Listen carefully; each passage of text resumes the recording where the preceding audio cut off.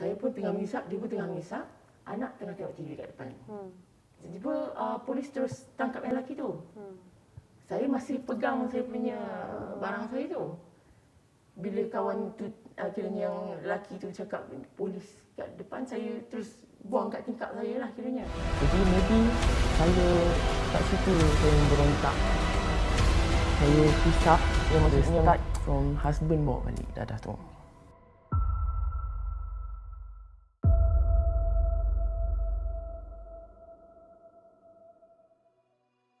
Kita sering menyangka hanya remaja dan kaum lelaki sahaja yang mudah terpengaruh dengan najis dadah.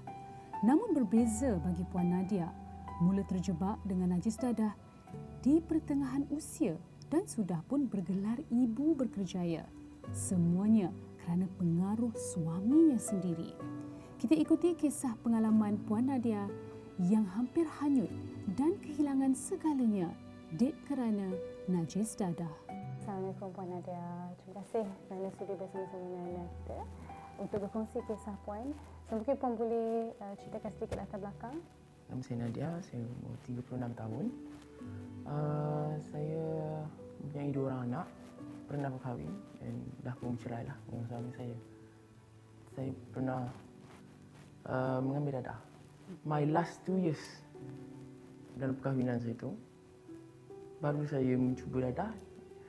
The start from husband bawa balik dadah tu. Okay. Kita ada bisnes. Okay. Yang maybe that was the time yang bisnes kita tengah sibuk lah. So start I nampak dia yang ambil.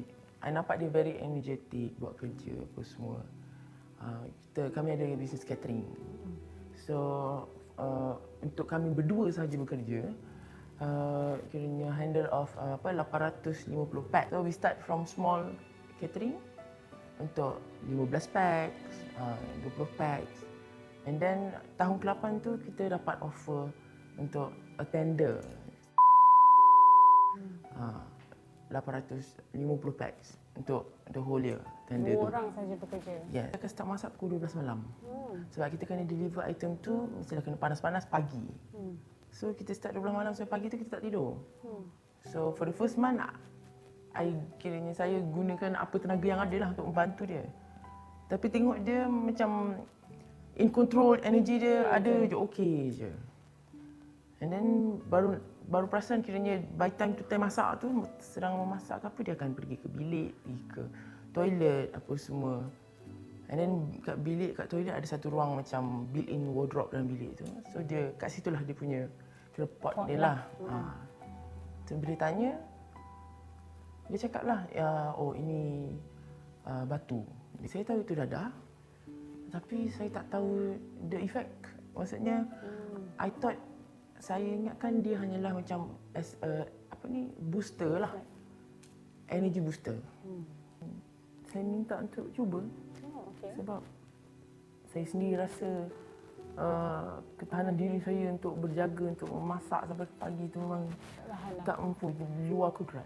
Jadi mungkin benda tu boleh membantu. Dia yang tolong ni lah. Baru saya nampak dia punya perkakas dia, alat dia apa yang ni. Dia ajar bakar dia. And memang metafetamin adalah boleh kata dadah yang mudah. Tak ada rasa yang pelik yang buatkan kita rasa macam tak nak. Saya macam tak ada rasa apa-apa. Asap yang ringan yang membuatkan kita tak rasa benda tu berbahaya. Bila kiranya dah nampak kita punya kehidupan harian tu semakin jadi tak tersusun lah, tak teratur. Saya dan suami terlalu kiranya pentingkan bisnes.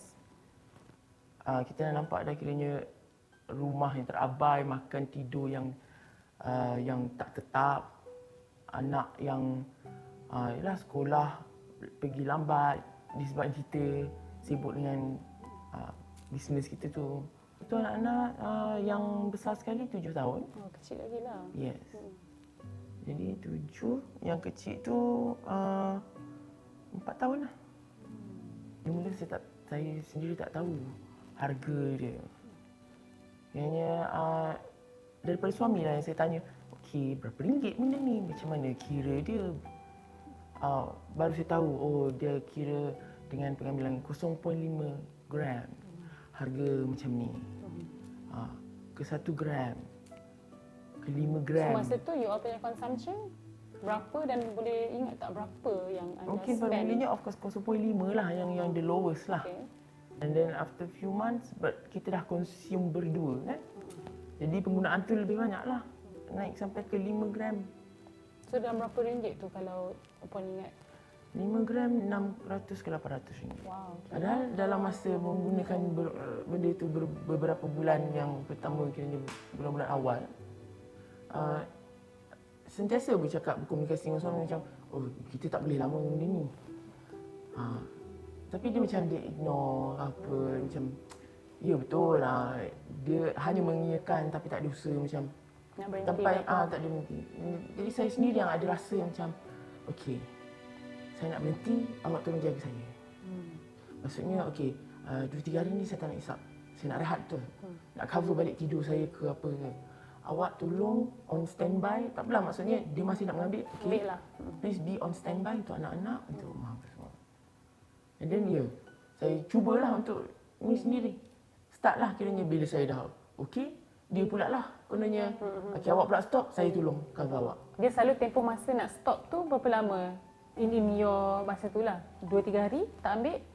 Paling 2-3 lama? hari, Paling lama? 2-3 hari. 2-3 hari lah, okey. 2-3 hari je. Tapi 2-3 hari tak ambil tu habis lah, crash lah your body.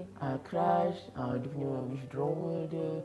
Maksudnya memang tak boleh nak jangan kacau lah. Maksudnya memang saya akan duduk bilik tidur. Anak-anak semua kat luar apa semua. Tapi bila dalam 3 hari tu, bila saya dah boleh ada energi, mungkin dah cukup tidur kan. I dah rasa ada appetite balik nak makan ke apa ke. Kita bangun dari tidur and then kita nampak rumah tu dah jadi apa lah? dah jadi apa lah. Maksudnya saya tak boleh harapkan dia untuk kira cover saya punya responsibility waktu tu lah, tanggungjawab saya waktu tu. Saya betul-betul nak berhenti. Jadi itu yang buatkan saya macam Ambil balik. ambil balik.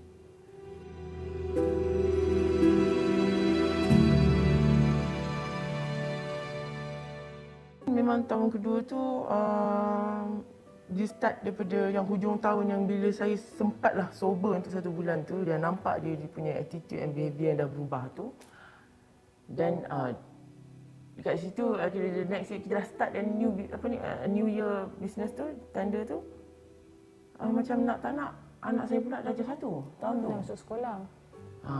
So macam saya kena kiranya on standby lagi ni lah kan. Saya terpaksa ambil, saya rasa macam terpaksa ambil. And then nampak dah behaviour yang macam saya dah tolong dia selama setahun yang pertama. Itu adalah offer yang tak pernah kita orang dapat dalam perkahwinan ni. So dah tahun kedua, saya berharapkan maksudnya kalau dia faham yang this is our business, dia akan beri gaji kat saya. Macam tu, bulanan. Jadi maybe saya kat situ saya memberontak. Saya hisap, yang maksudnya saya hisap lagi sebab saya tak dapat gaji atau nafkah yang sepatutnya. Bisnes tu kita buat je lah apa yang kita cuba untuk buat yang terbaik. Tapi tak pernah, akhirnya dalam the next year tu tak ada kata, bisnes semua tak perfect. Semua ada kesilapan, ada, semuanya ada je lah masalah. Kita tak dapat deliver kira kerja kita tu, bisnes kita tu dekat orang dengan yang sepatutnya, yang sempurna. Mungkin kita ingat lagi banyak kita hisap, kita lagi kuat, kita lagi boleh manage setting, kita lagi boleh ni, tapi rupanya tak. Kita jadi macam nak pergi hisap benda tu je. Kejap-kejap masak sekejap, masuk bilik. Hisap. Masak sekejap, masuk bilik hisap. Dah jadi bergila-gila pula. Maksudnya, lepas dia, saya pula. Lepas saya, dia pula. Kita dah tak sedar dah kat situ. Yang maksudnya, the things dah control. Yang orang kata kita boleh dengar. Pernah lah tu kan, kita tiba-tiba dengar macam orang berjalan ke, orang panggil kita ke. Kita tak sedar kita dalam kelakuan macam tu. Macam you hallucinate lah. Macam hallucinate macam tu. Yang start nampak dia defensif ke apa semua, sebab nampak dia dalam bekerja tu, dia selalu lari-lari keluar daripada tempat masalah, kiranya keluar kejap, keluar rumah. Every time dia keluar rumah, dia akan tinggalkan saya, stop untuk saya hisap. nampak macam main telefon, galit. Tahun tu memang kita dah ada tukang masak apa semua lah, kita ada staff sikit. Tapi dia jadi makin lama kami bawa diri masing-masing.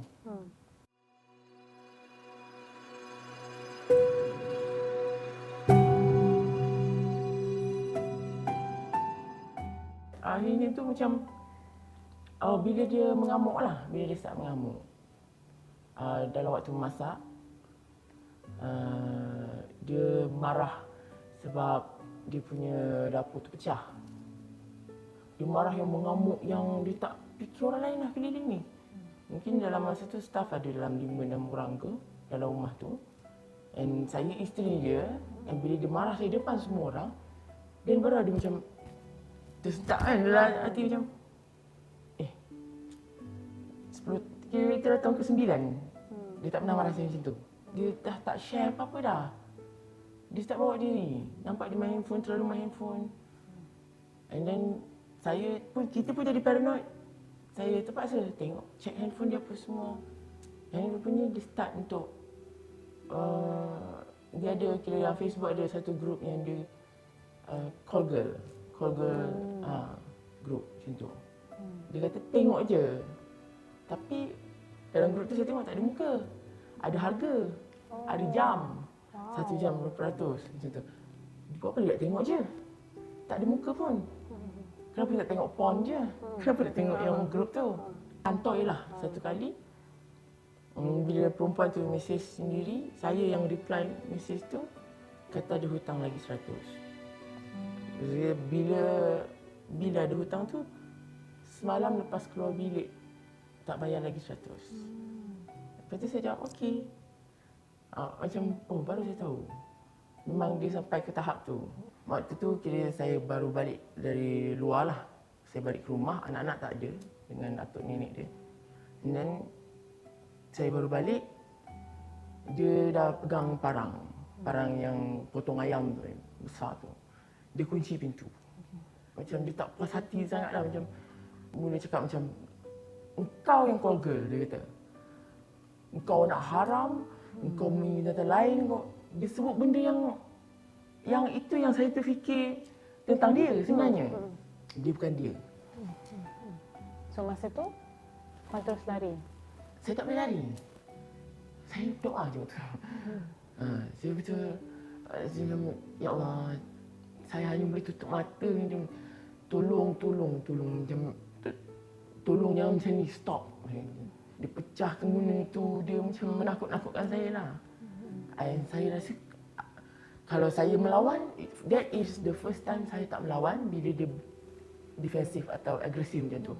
Sebelum tu saya melawan sebab kita sama-sama ada tenaga. Yes. Sebab kita di bawah drug tu. Ada ni. Tapi itulah for the first time saya tak melawan. Sebab saya rasa kalau saya melawan, pisau tu mungkin kat kepala saya dah. Tapi saya tak pernah mengadu kat sesiapa. Saya tak pernah mengadu dengan family apa semua. Saya takut. Jadi selepas itu saya masih mendiamlah. Tapi waktu tu saya dah tahu macam mana saya nak jauh daripada dia. Macam mana saya nak lari daripada dia. Macam mana nak halau dia keluar. Ada sampai rasa macam tu. Sebab itu rumah saya, bukan rumah dia. Macam tu kiranya. Tapi dia buat tak peduli. Dia hanya duduk je dalam rumah tu. Kita dah tak bekerja. Tapi nak dadah tu ada. Puan pun still ambil lagi masa tu? Memang still ambil lah kita. Yelah, tak boleh nak jadi sober. Sebab kita dah dalam masa memberontak tu. Sampai itu yang tahap yang kita hisap benda tu. Saya ada satu perasaan saja. Waktu saya hisap yang the last stage lah, kira last phase tu. Saya ada satu perasaan marah. Polis datang. Waktu tu saya dalam bilik saya. Dia dalam bilik kecil lah dalam rumah tu. Ada 3 bilik. Dia dengan kawan lelaki dia tu. Saya dengan kawan perempuan saya. Saya pun tengah menghisap, dia pun tengah menghisap. Anak tengah tengok TV kat depan. Tiba-tiba polis terus tangkap yang lelaki tu. Saya masih pegang saya punya barang saya tu. Bila kawan tu, kiranya yang lelaki tu cakap polis kat depan, saya terus buang kat tingkap saya lah kiranya. Dan anak saya nampaklah polis tengah tangkap ada beberapa orang, 8 orang dalam rumah tu. And then polis gari suami saya sekali. Jadi first time yang anak saya tak faham keadaan tu. Saya ambil anak saya kata, ini rumah apa ni? Polis tu tanya macam tu. Saya cakap, ini rumah saya. Ini rumah ayah saya. Ini rumah sendiri. Ini bukan pot. Ini rumah keluarga. Rumah saya. Saya cakap macam tu. Tu saya ambil anak-anak saya. Dia dalam lock up tu sebenarnya 3 hari je. Sebab bukan kesalahan besar dah pada kawan dia. Kawan dia ada buat kesalahan lain di luar. Dia Tapi 3 hari je. 3 hari itulah Puan dapat lari. 3 hari itulah baru kiranya saya lari juga malam tu sebab saya takut saya kena tangkap. Tapi saya lari dengan orang yang salah, iaitu kawan kepada kawan mereka juga. Bawa saya ke satu kelab, apa semua yang buatkan saya berfikir. Anak saya terpaksa tinggal kat rumah dengan ada adik-beradik saya. Kalau saya tak balik, mungkin saya akan terus ikut yang kawan ni entah. Saya tak tahulah jadi apa sekarang. Tapi saya ingatkan anak kat rumah. Saya balik dulu. Saya tak tahu lagi apa pertolongan saya nak ni. Saya telefon dulu. Orangnya adalah orang jauh. Maksudnya dia adalah kakak ipar saya punya adik ipar. Sebab saya trust kat dia je. Saya punya takut nak yang terdekat ni. Saya bagi tahu kat dia. Saya telefon dia. Saya ada dekat rumah kawan dekat lorong sebelah rumah dia sebenarnya. Dia yang meyakinkan saya, baliklah. Bapa tak marah. Ayah saya kata, engkau sakit. So, kita nak hantar pergi berubat. Untuk rehat, tak payah fikir apa-apa. Saya masih ada drug. Saya masih rebel. Saya masih macam, bagaimana? Berapa lama? Saya tak nak lama. Saya 2 minggu je, saya kata. Tak apa, lagi cepat sihat, lagi cepat balik. Memang saya nak suami saya terus tak nampak saya. Itu je cara saya nak pisah terus. Maksudnya, saya nak suami saya rasa bila saya tak ada macam mana. That is a test untuk dia. Bapa saya memang dah carikan dah tempat. Jadi selama ni family memang tahu sebenarnya. Tahu pada seminggu yang terakhir tu lah. Okey. Tahu pada tu. Tapi tak ada point yang maksudnya nampak siapa yang salah sebenarnya. Suami saya yang bercakap dengan suami saya. Saya tak tahu suami saya bercakap apa. Mungkin dia dah try untuk manipulate keluarga saya. Bila polis datang, barulah family saya ini saya balik. Orang yang tidak pernah mengisap dadah, dia tak tahu orang yang mengisap dadah tu. Jadi sebagai mak bapak, kena selalu get back dengan anak. Selalu tanya, selalu perhati the behaviour ke apa ke. Jangan biarkan, maksudnya jangan terlalu macam okey kot, tak ada apa. Walaupun anak dah kahwin. Yes. And dia bukan kata, saya tak pernah terfikir yang saya dalam umur yang sekarang dah ada keluarga, dah ada anak, akan isap dadah. Betul. Sedangkan dulu waktu remaja saya, kiranya di depan mata benda tu tak pernah terfikir pun. Baru saya tahu ketagihan tu apa bila saya terpaksa bergantung. Dadah tu bukan masalahnya. Masalahnya kenapa kita ambil dadah tu. Sebab kita ada masalah. Berdasarkan pengalaman saya dan statistik daripada ADK, memang berlaku penambahan penagih wanita setiap tahun. Ini yang membimbangkan kerajaan Malaysia, membimbangkan keluarga dan pihak-pihak yang terlibatlah. Okey, salah satu sebab kenapa wanita ramai yang terjebak dalam penagihan disebabkan mereka percaya kepada orang yang rapat kepada mereka. Contoh teman lelaki, contoh suami yang melibatkan emosi yang mendalam lah. Sebagai seorang kaunselor yang terlibat dalam penagihan ni, banyak sebenarnya tempat pemulihan yang boleh bantu. Mereka ni perlu duduk dalam suasana komuniti yang memberi sokong bantu. Dan lagi satu, kaunseling yang kata orang tu yang bersuah muka supaya kaunselor dapat memberi panduan bagaimana mereka nak berubah.